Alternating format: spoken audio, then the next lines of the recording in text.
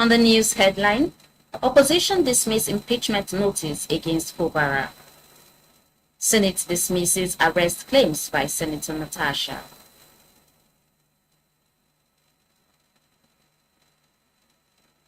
Court begins trial of suspected ritual killer of female corps member. Report reveals how Lagos men spent 661 billion naira on sex workers in 2024. Inspector absent after summoning corps member for Anti-Tinubu video.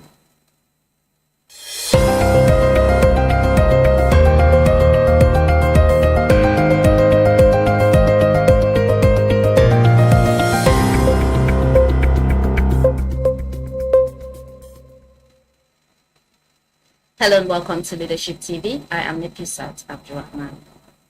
The opposition lawmakers coalition has played the impeachment plan against Governor Raye Fubara by members of the Rivers State House of Assembly, saying that it's invalid as the lawmakers who are loyal to FCT Minister Nyesom Wike were only trying to dodge the state's 2025 budget presentation.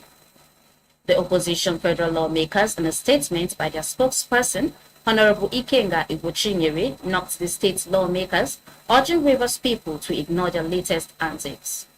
Recall that the Rivers State House of Assembly earlier on Monday served a notice of alleged misconduct against Governor Fubara and his deputy Ngozi Ojo. This comes amid rising tensions between the governor and the state assembly over the presentation of the 2025 appropriation bill.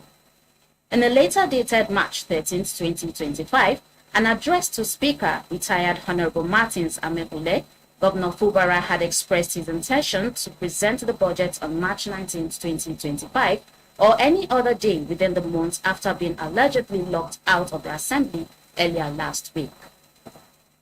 Igbochinyere said the latest move of the pro-Wike lawmakers was aimed at causing crisis and raising tension in the state with the antics of commencing an impeachment move. The Nigerian Senate has rejected claims made by the suspended Kogi Central lawmaker, Senator Natasha Akpoti-Uduaghan, concerning a purported plan to arrest her upon return from the Interparliamentary Union IPU event in New York. Senate spokesman Adeyemi Adaramodu, in a statement on Monday, maintained that Senate President Godswill Akpabio and the Senate have no reason to engage with Akpoti-Uduaghan on the matter. She is looking for her lost content creation needle in a haystack, Adaramodu said, dismissing the senator's claims. The Senate President and the Nigerian Senate have no reason to join issues with her anymore. Senator Natasha claimed on Sunday that there were plans to arrest her when she arrived in Abuja. She said, "I'm aware there are plans underway to arrest me as soon as I arrive in Abuja." The Senate President Akpabio sent 3 staff members, headed by the charge of the affairs of the Nigerian Embassy in New York, to evacuate me from the United Nations premises right after my speech. She also asserted that her participation in the IPU event was legitimate despite her suspension. Timileyin Ajayi, a prime suspect in the murder of 24-year-old National Youth Service Corps NYSC member Salome Adaidu, appeared in court in Lafia, Nasarawa State on Monday as his trial began officially.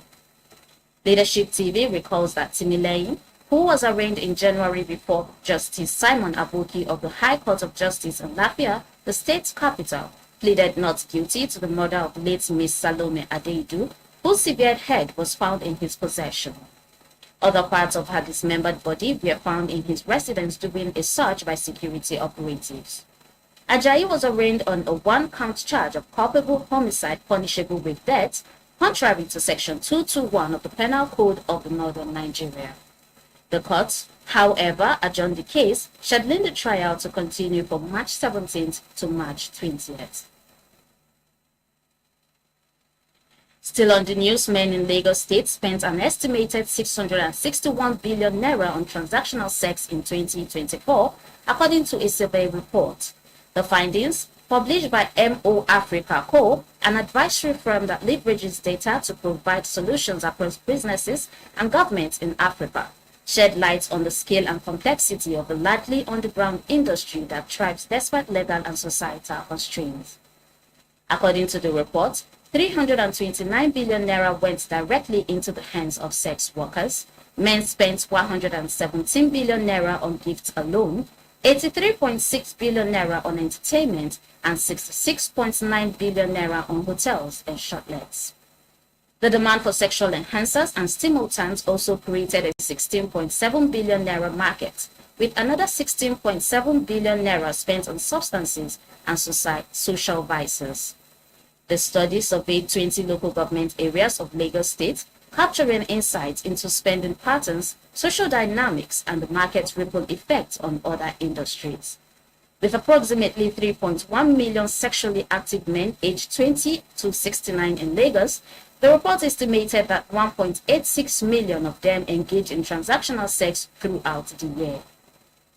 On average, each man spent 36,750 naira per encounter, though prices varied significantly across different areas, ranging from 20,000 naira in Alimosho local government area to 100,000 naira in the affluent Etiosa local government area. Moving on, the Etiosa Local Government Inspector LGI of the National Youth Service Corps NYSC in Lagos State was absent on Monday after summoning a corps member, Ushe Rita Ogwamaye, over her viral social media video criticizing President Bola Tinubu administration. Human rights activist Omoyele Sowore and a team of lawyers had accompanied Rita to the NYSC office in the Etiosa local government area for the scheduled meeting, but the LGI was absent. Recall that the female corps member was instructed to report to the NYSC office in the Etiosa local government area at 10 a.m. on Monday, following the controversy over her anti-Tinubu video on TikTok.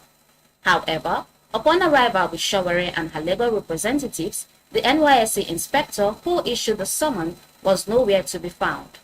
Providing an update via his ex, formerly Twitter account, Sowore stated, "We arrived at the Etiosa local government inspection offices of the National Youth Service Corps with the youth corper Ushe Rita Ogwamaye in Lagos. She was scheduled to appear before the LGI today, and we escorted her to their offices with attorneys Festus Ogun, Adeyinka Oyeshome, and Ojeno Justice.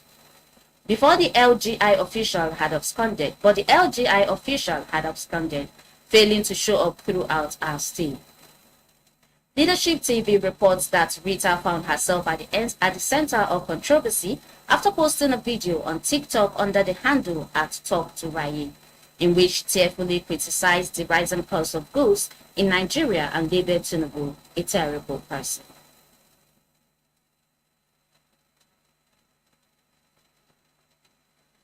And that's it on Leadership TV News. For more of our news stories, you can log on to our website on www.leadership.ng. Many thanks for watching.